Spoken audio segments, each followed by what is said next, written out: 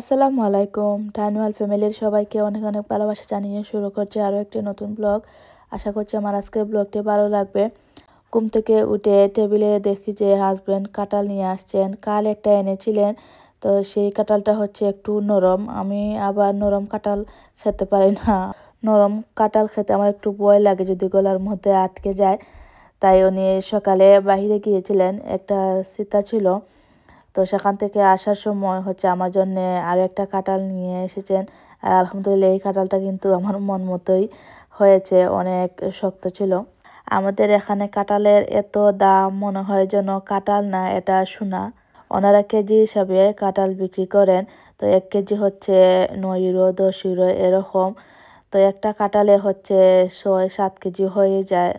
তো সেই অনুযায়ী হিসাব করলে 40 ইউরো 50 ইউরো, কোনোটা আবার 60 ইউরো, মানে মিডিয়াম সাইজ। ছোট সাইজের, বড় সাইজের তো আরও অনেক বেশি হবে। সকালে নাস্তা করে নিলাম, ভাত ফ্রাই করেছি। আর আজ হচ্ছে দেবর ঘুরতে যাননি, উনিও আমাদের মতো অসুস্থ হয়ে গিয়েছেন। কাল গিয়েছিলেন একটা জায়গায় ঘুরতে, সেখানে গিয়ে হচ্ছে সাগরের মধ্যে সাঁতার কেটেছেন, সেখান থেকে ঠান্ডা লেগে গেছে। আর আমাদের ঘরে তো এমনি এই জ্বর কাশির ভাইরাস আছে, সব মিলিয়েই হচ্ছে ওনাকে আজ ভর করেছে। নাস্তা করে এক এক করে সংসারের কাজ করে শেষ করছি। তো কিছু ময়লা থালা বাসন, তারপরে গ্লাস, এগুলা ধুয়ে পানি জড়িয়ে এখন জায়গা জায়গায় রাখছি। আর দেবরকে অনেকক্ষণ ধরে ডাকছিলাম নাস্তা করার জন্যে, ওনার জন্যে ওয়েট করতে করতে আমরা নাস্তা করে নিয়েছি। তো উনি হচ্ছে একটু পরে উঠে তারপরে নাস্তা করেছেন, তারপরে হচ্ছে চা জাল করে সবাই একসাথে খেলাম। আর আমি এই ফাঁকে সংসারের কাজটাও শেষ করে নিয়েছি মোটামুটি। আর শুধু হচ্ছে ঘরটা একটু পরিষ্কার করা বাকি আছে, আমার কিচেনটা পরিষ্কার করে তারপরে আমি রান্না করি। কিচেন পরিষ্কার থাকলে মানে আলাদা একটা এনার্জি থাকে, রান্না করতেও ভালো লাগে। তো আজ হচ্ছে কি রান্না করব সেটাই চিন্তা করছিলাম। তো ফ্রিজে দেখলাম যে একটা ফুলকপি আছে, সেটাই রান্না করব। প্রথমে ভাত বসিয়ে দিলাম, ভাত বসিয়ে রান্নার প্রিপারেশন নিব। আর আমার জ্বরটা আলহামদুলিল্লাহ কমেছে, আমার একদিনেই ছিল।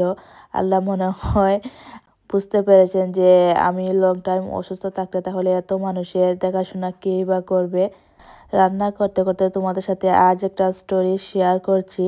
2-3 দিন আগে আমার একটা ভিডিওর মধ্যে একজন আপু কমেন্ট করেছিলেন যে ওনার লাইফে একটা কষ্টের কাহিনী আছে। তো আমি যদি চাই তাহলে উনি আমাকে স্টোরিটা বলবেন, আর আমি ইচ্ছা করলে আমার ইউটিউবে সবার সাথে শেয়ার করতে পারি। তো আমি ওনাকে বলেছিলাম যে আমার ফেসবুক এই আইডি দেওয়া আছে, তুমি সেখানে গিয়ে বলতে পারো। তারপরে পরের দিন উনি আমাকে ওনার স্টোরিটা বললেন। সত্যি কথা বলতে আমি প্রথমে ভেবেছিলাম হয়তো উনি শ্বশুরবাড়ির কথা বলবেন, কারণ প্রায় মেয়েদেরই লাইফে এই একটাই কষ্ট শ্বশুরবাড়ির মানুষদের নিয়ে। তো ওনার স্টোরিটা ছিল আলাদা। সব কিছু পড়ার পরে আসলে অনেক কষ্ট লেগেছিল যে নিজের জন্মদাতা পিতাও এরকম হয় দুনিয়াতে। কিন্তু আমার সব থেকে বেশি কষ্ট লেগেছে আন্টির জন্যে। যেদিন উনি আমাকে ওনার স্টোরিটা লিখেছিলেন তখন ছিল রাত এই ধরো 7টার দিকে উনি বলেছেন। তো ওনার স্টোরি আমি দেখছি আর রান্না করছিলাম। তো মানে বিশ্বাস করবে কিনা জানি না, আমি রান্না করছি আর শুধু আন্টির কথা ভাবছিলাম যে সব থেকে বেশি আন্টি কষ্ট পেয়েছেন। বাপের বাড়ির লোক যতই কষ্ট দেন না কেন, একটা সময় দেখা যায় যে ভালো হাজব্যান্ড, ভালো ফ্যামিলি পেলে মেয়েরা বাপের বাড়ির কথা ভুলে যায়। কিন্তু যদি স্বামী খারাপ হয়, স্বামীর বাড়ির মানুষ খারাপ হন, তাহলে এই মেয়েটার আসলে দুনিয়াও যেন দুজখের সমান। এখন স্টোরিটা হচ্ছে শেয়ার করি, আর কমেন্টে দেখা যায় যে এত কিছু লেখা যায় না, আর একটা মানুষের সারা জীবনের কষ্ট কি কমেন্টে লেখে শেষ করা যাবে, বা মেসেজে তো লেখে শেষ করা যাবে না। তো উনি মানে কিছু কিছু জিনিস আমাকে বলেছেন, সেইটুকুই তোমাদের সাথে শেয়ার করছি। আর উনি আমাকে পারমিশন দিয়েছেন যেন আমি সবার সাথে শেয়ার করি। তো ওনার এই লাইফের স্টোরিটা শোনার পরে সবাই হচ্ছে আন্টির জন্যে আর আমার এই বোনটার জন্যে সবাই মন থেকে একটু দোয়া করবেন যেন আল্লাহ ওনাদেরকে, কি বলবো আসলে, আমারও সব কিছু শোনার পরে বাসা নেই। তারপরে বলবো বোনটা মানে বিবাহিত, ওনার বিয়ে হয়ে গেছে, তো বোনটার জন্যই দোয়া করবে যে ওনাকে যেন আল্লাহ সুখ দেন। আর আন্টির জন্য আসলে ভালোবাসা ছাড়া আর সান্ত্বনা দেওয়ার মতো কোনো বাসা নেই। আল্লাহ এর বিচার করবেন, এটুকুই বলতে পারি। তো বোনটার মাকে আমি খালা হিসাবেই ডাকছি। তো আন্টির হচ্ছে বিয়ে হয়েছিল চাচাতো ভাইয়ের সাথে, তখন উনি বেকার ছিলেন, কোনো কাজকর্ম কিছুই করতেন না। তো বিয়ের পরে হচ্ছে আন্টির আব্বু টাকা দিয়ে ওনাকে বিদেশে পাঠান। তো আন্টির হাজব্যান্ড হচ্ছেন বিদেশে আসেন, আমি যেই দেশে থাকি স্পেন, এখানে। আন্টি তখন হাজব্যান্ডের বাড়িতেই ছিলেন, তখন ওনার শ্বশুরবাড়ির অবস্থা তেমন একটা ভালো ছিল না। তারপরেও উনি হাজব্যান্ডের সেই ঘুরে ঘুরে থেকে হাজব্যান্ডের জন্য সব সময় দোয়া করতেন যেন আল্লাহ ওনার দিনটা মানে সুন্দর করেন, হাজব্যান্ডকে লিগেল করেন। মানে একটা মেয়ের যা স্বপ্ন থাকে আর কি, যে হাজব্যান্ড বিদেশ যাওয়ার পরে লিগেল হবেন, আমাকে নিবেন, সুন্দর করে একটা সংসার হবে আমার। এইভাবে দিন পার হতেই থাকে। তারপরে আস্তে আস্তে আন্টির হাজব্যান্ড হচ্ছে একটু একটু করে ঘর দুয়ার বানালেন। তারপরে 12 বছর পরে হচ্ছে উনি বাংলাদেশে গিয়েছেন। যাওয়ার পরে হচ্ছে আমার এই বোনটার জন্ম হয়। বোনটার জন্ম হওয়ার 1 বছর পরে হচ্ছে ওনার আব্বু বাংলাদেশে আবার যান। বাংলাদেশে গিয়ে কয়েক মাস থেকে আবার স্পেন চলে আসেন। স্পেন আসার পরেই হচ্ছে খবরটা বের হয় যে উনি আরও একটা বিয়ে করেছেন। তো আন্টি হচ্ছে একটু সরল সোজা টাইপের মনে হয়েছিলেন, তা না হলে আমি হলে তো কোনো দিনও মেনে নিতাম না, দরকার হলে আমি এই সংসার ছেড়েই চলে আসতাম। স্বামীর ভাগ কোনো মেয়েই অন্যকে দিতে চায় না। তো সব কিছু জানাজানি হওয়ার পরে আন্টি হচ্ছে সব কিছু মেনে নেন আর বলেন যে ওনার নতুন ওয়াইফকে যেন এখানে নিয়ে আসেন। তো এখানে আনার পরে হচ্ছে আমার বোনের সৎ মায়ের হচ্ছে একটা ছেলে হয়। ওনার সৎ মা কোনো কিছুই করতেন না, উনি শুধু ফোনে ওনার হাজব্যান্ডের সাথে দিন রাত কথা বলতেন আর আন্টি বাসার সব কাজ করতেন। মানে আন্টি হয়ে গিয়েছিলেন সেই বাসার কাজের লোক, যার কোনো দাম নেই। আর সব পাওয়ার ছিল বোনের সৎ মায়ের। ওনার আব্বু হচ্ছেন সৎ মায়ের কথাই বেশি শুনতেন বা চলতেন। মানে আর আরও একটা কথা বলতে ভুলে গেছি, ওনার আম্মুর কিন্তু কোনো ফোন ছিল না। মানে ওনার আব্বু কখনো ফোনে কথা বলেননি বা বলার প্রয়োজনও মনে করেননি। আর সৎ মাকে হচ্ছে উনি নিজেই একটা ফোন কিনে দিয়েছেন যাতে ওনার সাথে কথা বলতে পারেন। এভাবেই হচ্ছে কিছুদিন গেল। তখন আঙ্কেল আন্টিকে বললেন যে আমার সেকেন্ড ওয়াইফকে বিদেশ আনবো, তো তোমার মেয়েকে হচ্ছে আমি ওর সঙ্গে আনবো। আন্টি হচ্ছে রাজি হয়ে যান। উনি হয়তো মনে মনে ভেবেছেন আমার জীবনটা তো শেষ, যাই হোক আমার মেয়েটা যদি একটু শান্তিতে থাকে তাহলেই আমার সুখ। তো আঙ্কেল হচ্ছে সব কাগজপত্র রেডি করার পরে যখন ভিসার জন্যে এই এমবেসিতে, তখন এমবেসি ছিল ইন্ডিয়াতে, এই কয়েক বছর ধরে হচ্ছে স্পেনের ভিসা দেখাতে এসেছে, তখন এই ইন্ডিয়া থেকে ভিসা আনতে হতো। বোনটার বয়স তখন 2 বছর ছিল আর ওনার সৎ ভাইয়ের বয়স ছিল 1 বছর। তো উনি হচ্ছে সৎ মায়ের সাথে ইন্ডিয়া গিয়েছিলেন, তখন সেখানে 1 মাসের মতো ছিলেন। বোনটার কিন্তু নিজের ফ্যামিলির কেউ ছিলেন না, উনি একাই গিয়েছিলেন সৎ মায়ের সাথে। আর সৎ মায়ের হচ্ছে ওনার মা, ওনার বাপের বাড়ির মানুষজন নিয়েই গিয়েছিলেন। ইন্ডিয়াতে যাওয়ার পরে বোনটার কোনো সেবা যত্ন কোনো কিছুই করতেন না, ওনাকে অনেক নির্যাতন করতেন। আমি একটা স্ক্রিনশটও দিব। ওনার ছেলেকে আবার টেক কেয়ার করতেন, কিন্তু এই যে ছোটো একটা বাচ্চা, 2 বছরের বাচ্চা, মানে কি আর বুঝে। ওনার বয়সটাও এমন ছিল না যে কাউকে এসে বলবেন যে আমাকে মেরেছে বা কোনো কিছু। 1 মাস পরে যখন বাসায় আসলেন, আসার পরে বোনটাকে যে ওনার সৎ মা মেরেছেন সেই দাগ হচ্ছে পিঠের মধ্যে তো আছে বা শরীরের মধ্যে, সেটা দেখে হচ্ছে সবাই কান্না করেছেন। তখন হচ্ছে আন্টি এই বোনটাকে নিয়ে ওনার বাপের বাড়ি চলে যান। আর বাপের বাড়ি তো দূরে না, বললাম যে চাচাতো ভাইয়ের সাথে বিয়ে হয়েছে তো পাশাপাশি। তো ওনাদের হচ্ছে ভিসা হয়েছে, কিন্তু বোনটাকে না নিয়েই ওনার সৎ মা রাতের আধারে কাউকে কিছু না বলেই হচ্ছে বিদেশে চলে আসেন। তখন আন্টি যখন প্রশ্ন করেছিলেন আঙ্কেলকে, আমার মেয়েকে কেন নেওয়া হয়নি, তখন আঙ্কেল শুধু একথাই বলেছেন যে ওর বাইকে থাকলে আসবে, এই কথা বলে যে যোগাযোগ বন্ধ করেছেন। আর কোনোদিনও আন্টির সাথে কোনো যোগাযোগ হয়নি। আন্টি আর ওনার মানে স্বামীর ঘরে ফিরে যাননি। তো বোনের বয়স যখন 8 বছর, তখন ওনার আব্বু হচ্ছে বাংলাদেশে আসেন। আসার পরে ওনাকে এই বাড়িতে নিয়ে আসেন, কিন্তু আন্টি আর আসেননি। তো বোন হচ্ছে এই বাপের বাড়িতে থাকতেন, তারপরে দিনে মায়ের সাথে গিয়ে নানা বাড়িতে দেখা করে আসতেন। এভাবেই বোনটার জীবন কাটছিল। তারপরে ওনার আব্বু স্পেন থেকে ফ্যামিলি নিয়ে লন্ডনে চলে যান। তারপরে হচ্ছে একটা লন্ডনে ছেলের সাথে বোনের বিয়ে দেন। আর উনি আলহামদুলিল্লাহ এখন লন্ডনেই আছেন। বোনটা লন্ডন আসার পরে ওনার বাপ বা সৎ মা ওনার সাথে কোনো যোগাযোগ নেই, কোনো খোঁজ খবরও নেন না। সব লাস্টে একটা লাইন উনি লিখেছেন, এটা পড়ার পরে আমার মানে চোখ দিয়ে পানি চলে আসছে। আর আমার আব্বার কথা অনেক বেশি মনে পড়ছিল।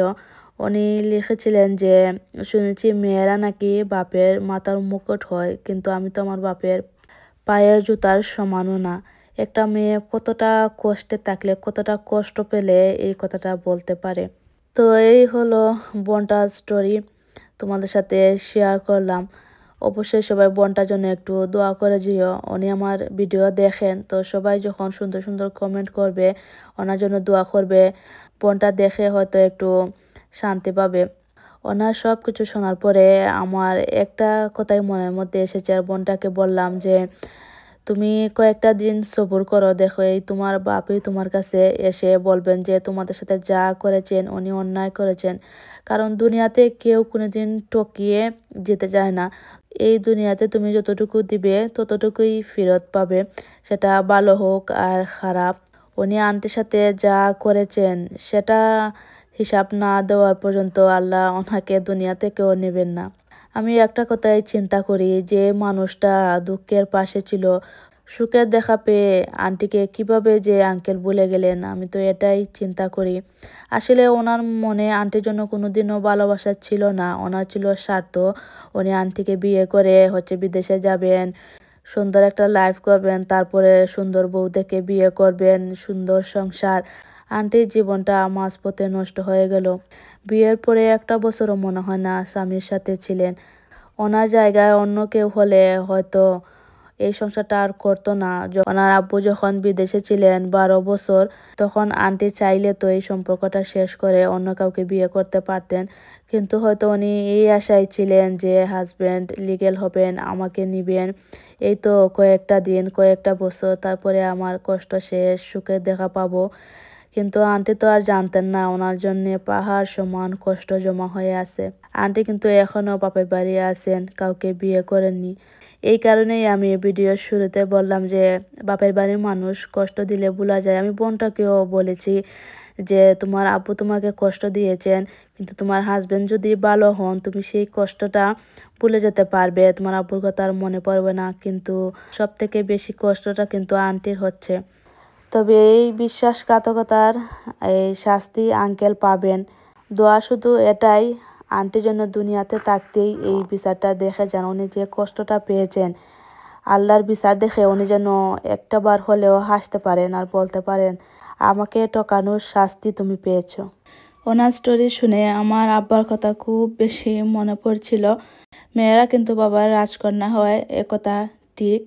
তবে কিছু কিছু পুরুষ আছে এই বোনটার বাবার মতো মেয়েদের সহ্যই করতে পারে না, মানে ছেলে সন্তান হলেই খুশি আর মেয়ে হলে বেজার। আমি আমার আব্বার অনেক আদরের ছিলাম। আমার বয়স যখন 6 বছর তখন আমার আব্বা মারা যান। আমার আব্বা তো হাই স্কুলের টিচার ছিলেন, তো প্রত্যেক দিন বিকালে স্কুল থেকে আসার সময় আমার জন্য কিছু না কিছু নিয়ে আসতেন। আমিও রাস্তার দিকে চেয়ে থাকতাম। আমাদের হচ্ছে রেল লাইনের পাশেই বাড়ি, তো ঘর থেকে রাস্তা দেখা যায়। তো আমি ওয়েট করতাম কখন আব্বা আসবেন আর আমার জন্য কোনো কিছু নিয়ে আসবেন, আমি সেটা খাবো। আমি তো আমার ভাই বোনদের সবার ছোট, তা আমাকে কেউ কিছু বললে আব্বা অনেক বেশি রাগ করতেন। আমার আব্বার ক্যান্সার হয়েছিল, ওনার চিকিৎসার জন্যে প্রথমবার এই ঢাকা গিয়েছিলেন। তখন এই আসার সময় একটা শপ দেখে আমার আব্বা বলেছিলেন আম্মাকে এই শপের ভিতরে গিয়ে আমার জন্য যেন কোনো কিছু নিয়ে আসেন। আব্বা বলছিলেন যে আমার মেয়েটা হয়তো মানে আশা করে বসে আছে। আমি তো তখন ছোট, বুঝতাম না অসুখ বিসুখ এইসব কিছু। তো আব্বা বলছিলেন যে আমার মেয়েটা হয়তো পথ চেয়ে বসে আছে, আমি কোনো কিছু নিয়ে যাব। তো আমার জন্য হচ্ছে 2টা ফরগের মতো ড্রেস কিনে এনেছিলেন, আমার এখনও মনে আছে। 5-6 বছর তো তেমন এই বুঝের বয়স না, তারপরেও আমার সবগুলা স্মৃতি আব্বার সাথে আমার মনে আছে। তোমাদের সাথে স্টোরি শেয়ার করে নিজেরও কিছু কথা শেয়ার করে নিলাম। আর রান্না বান্না, খাওয়া দাওয়া, ঘর গুছানো সব কিছু শেষ করে দেবরকে নিয়ে একটু বাহিরে গিয়েছিলাম। আমরা সবাই, আমার হাজব্যান্ডও গিয়েছিলাম রাজার বাড়ি দেখার জন্যে। এখানে রাতে হচ্ছে পানি ডান্স হয়, তো আজ হচ্ছে বন্ধ ছিল, পানি ডান্স আর হয়নি। তো একটু বসার পরে আবার চলে আসছে বাসায়। সন্ধ্যার নাস্তা বাহির থেকে কিনে খেলাম। এখন রাতের জন্য হচ্ছে আবার রান্না করছি। তেমন কিছু না, দুপুরে তো রান্না করেছিলাম, আর এখন হচ্ছে একটা মাংসের তরকারি রান্না করব। তরকারিটা বসিয়ে আবার ঘরের কাজ করছি। কাল যে পিকনিকে গিয়েছিলাম ফ্রেন্ডের সাথে, তো অনেক কিছু হচ্ছে অপরিষ্কার হয়েছে, এগুলো আমি ধুয়ে তারপরে বাহিরে গিয়েছিলাম। এখন এসে দেখলাম যে পানিটা জড়ে গেছে, একটু মুছে আমি জায়গায় রেখে দেব। এত কিছু বের করেছি, কিচেনের জায়গা হচ্ছিল না, রেখে দিলে দেখা যায় যে আর 2-3 দিনের মধ্যে আর এগুলো গুছানো হবে না। তো একটু কষ্ট করে গুছিয়ে নিলাম। আর এই হচ্ছে আমাদের রাতের খাবার।